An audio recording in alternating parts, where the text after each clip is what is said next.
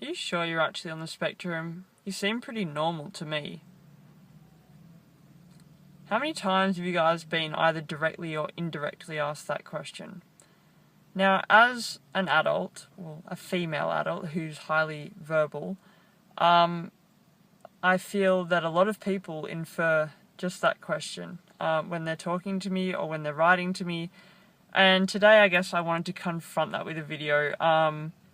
And yep, I'm coming to you from my car because I felt kind of pressed to do it. So I thought better now than later, I guess. So I guess I wanted to explain kind of where I've come from and where I'm at now and why it may seem that I'm very sociable and very normal now, and the fact that I wanted to outline the triggers and challenges that I still face. So as a kid, I was extremely hypersensitive, very, very anxious, had periods of depression. I had my first diagnosis with an eating disorder when I was in early primary school. I've been through years on and off of agoraphobia, not leaving the house. Only recently have I been able to drive more often because driving has a lot of triggers and needs a lot of attention, which are also challenges to me, and I get distracted very easily. My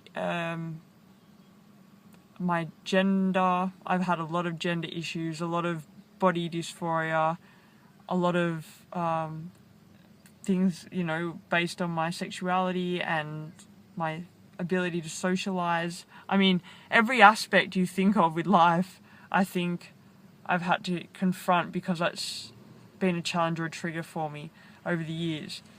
And I'm luckily, reaching a stage now where I've learnt my limits thus far and can work within those limits.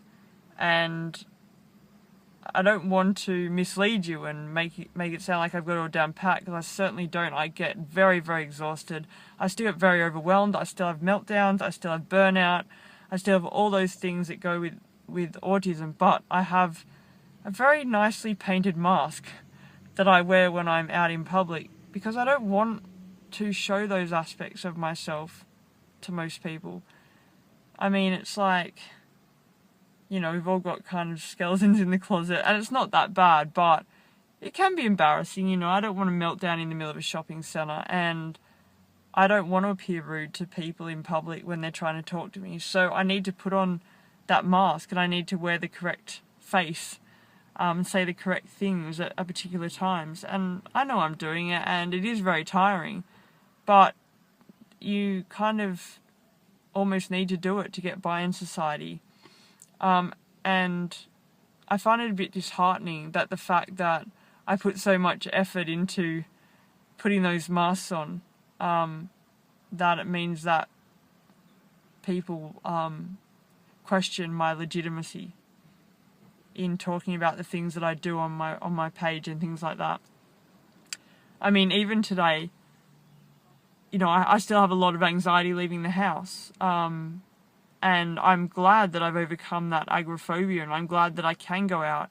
But it still takes me a lot of working up to, and I have, routines that I base my days around that help me to calm that anxiety. So I do my routine before I leave the house. I do my shopping routine while I'm out that keeps me calm, because supermarkets just happen to be one of my special interest things, because it's related to food, and food's my special interest too. And then when I get home, I have a routine that my dad knows almost perfectly, because I do the same every day. He knows where I am, what time of afternoon, and pretty much my whole routine before I, and right up until going to bed at night and going to sleep. The foods I eat are limited based on my sensory processing disorder. So I only eat certain colours of foods, certain textures of foods. I still to this day can't hold down a full-time job because of the way my energy and my anxiety fluctuates, and the fact I still have very aspy days where, those days where I can't drive because everything is too distracting, things trigger me too much, I get too overwhelmed. I still have long burnout periods where, for weeks or even months sometimes, I spend most of my time sleeping or hiding away. It's like a hibernation period, almost. I still have all those things, and I still have the anxiety when I speak to people. I'm wondering, what's my face doing? Am I doing too much eye contact, not enough eye contact? What, is the tone of my voice right? And it's all to do with the way that I trained myself over the years to portray myself in public. And, I have a certain character that I like to put on. And when I get home, that person is completely different. In the house, I'm a lot more touchy. I'm usually quite exhausted. I'm relatively quiet compared to when I'm out. I'm definitely more introverted.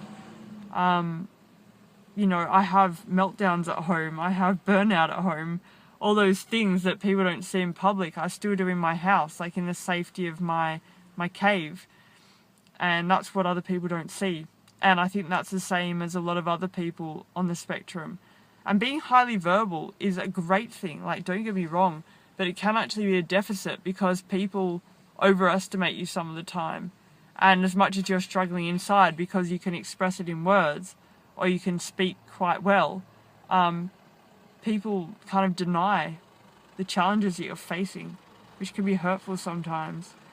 I guess I just wanted to say the place I'm at now, and this isn't, shining sunshine up my ass or anything like that, but where I'm at now is because of, decades of work. I've been working on this for many, many years, and I've been through a lot of hard times, and this is as far as I've got, and I'm nowhere near reaching perfection. As I said, I can't work. I've never been in a relationship. I've never been in love. I've never tried many, many foods. I have very few friendships, and that is all, things related to being on the spectrum. I still get triggered by a lot of things, but I'm lucky that I can at least go out and socialise sometimes, and I feel really blessed for that, and that I can express myself through my website and other places. Anyway, this wasn't meant to be a long video, and I'm still sat in a car park in my car, so I'm going to head off now.